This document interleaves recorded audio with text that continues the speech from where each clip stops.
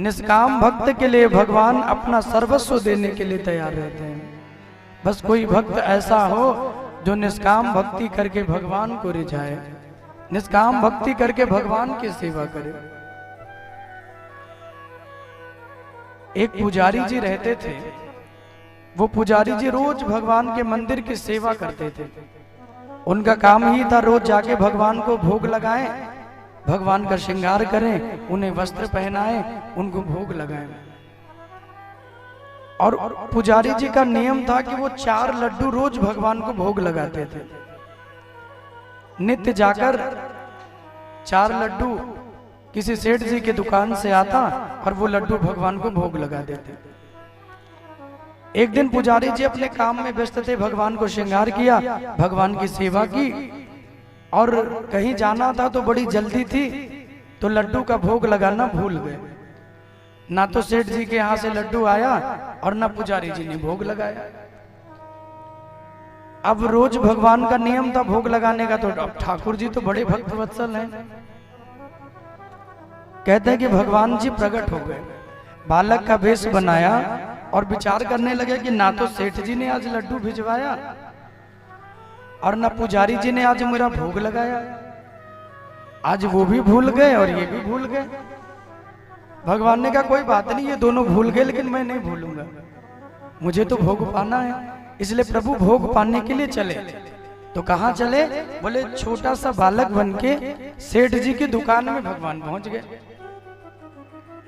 शाम का समय था, सेठ जी दुकान बंद ही करने वाले थे और जैसे दुकान को बंद करने वाले थे तो बालक जो भगवान बने वो पहुंच गया। बालक बने भगवान ने कहा कि सेठ जी? बोले हाँ। बोले मुझे लड्डू चाहिए। सेठ जी ने कहा कि पैसे लाए हो? बालक बने भगवान ने कहा कि पैसे तो नहीं लाया। तो सेठ जी ने कहा एक काम करो, पहले पैसे लेके आओ फिर लड्डू मिलेंगे। लेकिन बालक ने जिद कर ली, नहीं मुझे लड्डू दीजिए। तो सेठ ने कहा कि 4 ही लड्डू थे, वो भगवान के भोग के लिए चले गए, अब लड्डू नहीं है। भगवान जो बालक बने उन्होंने कहा कि अंदर जाके देखिए तो आज आपके लड्डू का भोग नहीं लगा, आज आपके लड्डू बचे हैं, वो लड्डू आप मुझे दे दीजिए। जब बालक जिद पे अड़ गया, नहीं माना, सेठ जी अंदर गए, देखा कि लड्डू तो रखे हैं, तब ध्यान आया अरे आज तो ठाकुर जी का भोग ही नहीं लगा, आज तो लड्डू मैंने पहुंचाए नहीं, पुजारी जी भी भूल गए और लगता आज तो ठाकुर जी भूखे रह गए। अब उस बालक में सेठ को भगवान नजर नहीं आ रहे हैं। बालक ने कहा कि सेठ जी जल्दी लड्डू दीजिए, आप मुझसे पैसे मांग रहे हो, देखो मेरे पास पैसे तो नहीं है, लेकिन अपने हाथों का कंगन भगवान ने निकाला और वो सोने का कंगन सेठ को देने लगे। और उन सोने के कंगनों को जब सेठ जी को देते हैं, वो कंगन सेठ जी को मिला तो कहते हैं कि नहीं नहीं भैया तुम मुझे कंगन मत दो, बालक बन के आए हो, आज ठाकुर जी का भोग नहीं लग पाया तो ये लड्डू तुम ही ले जाओ, मैं भोग लग समझ के तुमको दे रहा हूं। भगवान ने कहा कि नहीं नहीं लड्डू तो ले जाऊंगा लेकिन बिना कुछ दिए नहीं ले जाऊंगा। कंगन को भगवान ने उतारा और कंगन को उतार के भगवान ने दुकान के अंदर फेंक दिया और लड्डू लेके भगवान चले गए। अगले दिन जब पुजारी भगवान का श्रृंगार करने के लिए आए तो क्या देख रहे हैं? बोले बिहारी जी के एक हाथ में तो कंगन है लेकिन एक हाथ में कंगन ही नहीं है।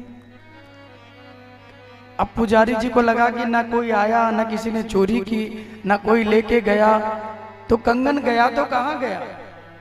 पुजारी जी को लगा कि लोग मुझे ही कहेंगे कि पुजारी जी ने कंगन चोरी कर ली। बड़ी चिंता में पड़ गए। तब तक सेठ जी पहुंच गए। सेठ जी ने कहा कि पुजारी जी क्या हो गया, इतनी चिंता में हो? तो सेठ जी पुजारी ने कहा कि आज भगवान के हाथों में कंगन नहीं मिल रहा। सेठ जी ने कहा कि कंगन तो छोड़ो, कल आप भगवान को लड्डू का भोग लगाना ही भूल गए थे। बोले तो लड्डू क्या किया? बोले एक बालक लेने के लिए आया, बड़ा जिद करने लगा मुझे लड्डू दीजिए लड्डू दीजिए, तो मैं लड्डू दे दिया उसे। और महाराज उसने एक कंगन मुझे दिया है। पुजारी जी ने कहा कंगन जरा दिखाइए। और वो कंगन जब सेठ ने पुजारी को दिया और भगवान के हाथों के कंगन से उसे मिलाया, ये तो साक्षात मेरे बिहारी जी के कंगन थे।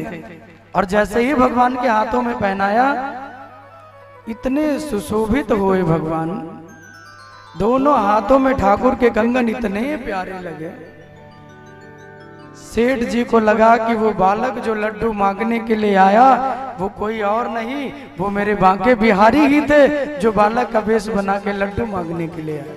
राधे राधे बोलना पड़ेगा, राधे ऐसे नहीं, जोर से बोलना पड़ेगा। मुझे लगता है कि वो तो बालक ही था। पुजारी जी के नेत्रों में अश्रु आ गए।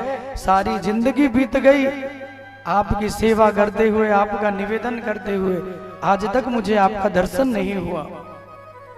लेकिन आप कितने करुणा के सागर हो कि एक दिन भोग नहीं लगा तो भोग पाने के लिए अपने कंगनों को भी आपने सेठ को दे दिया। तो मेरे बिहारी जी भैया इतने सीधे हैं, इतने सरल हैं, इतने प्यारे हैं और इतने भक्तवत्सल हैं।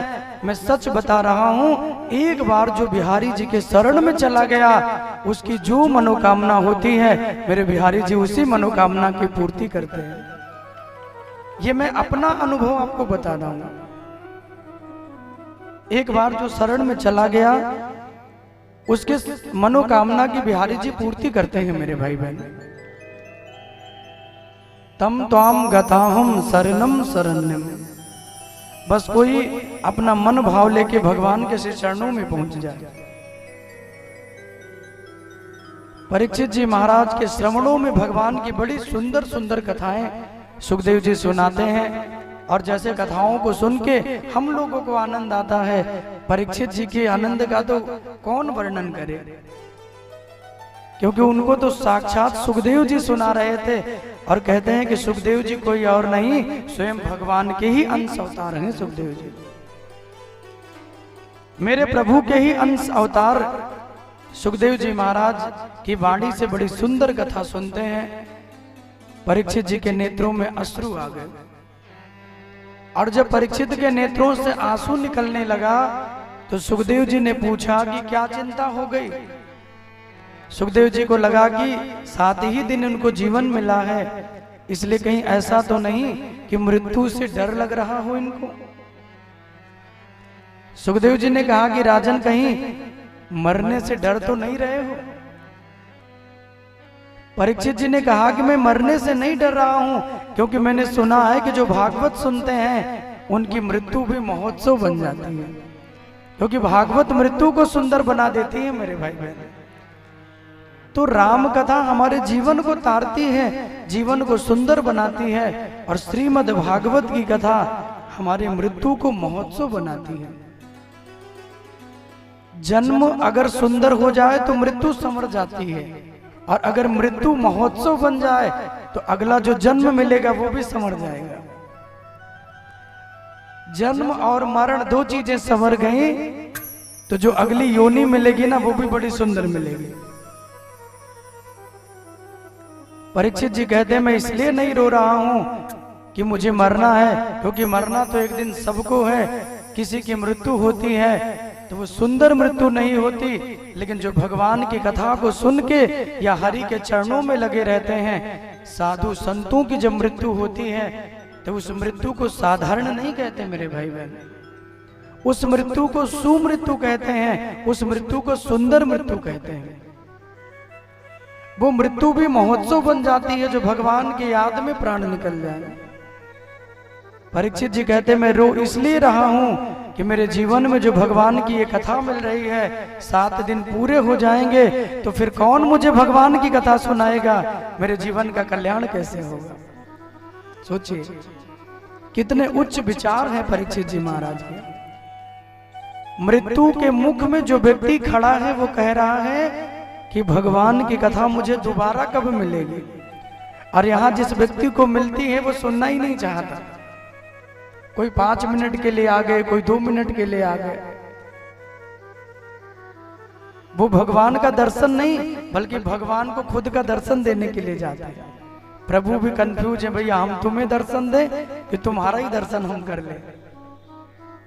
कभी कभी आते हो, थोड़ी देर के लिए आते हो, तो परीक्षित जैसा भाव बनाइए और परीक्षित जैसा मन भाव मलाइए। और हमारे ब्रज में संत एक बड़ा सुंदर भाव गाते हैं कि बंसी के धुन के मस्ताने हो गए, बंसी की धुन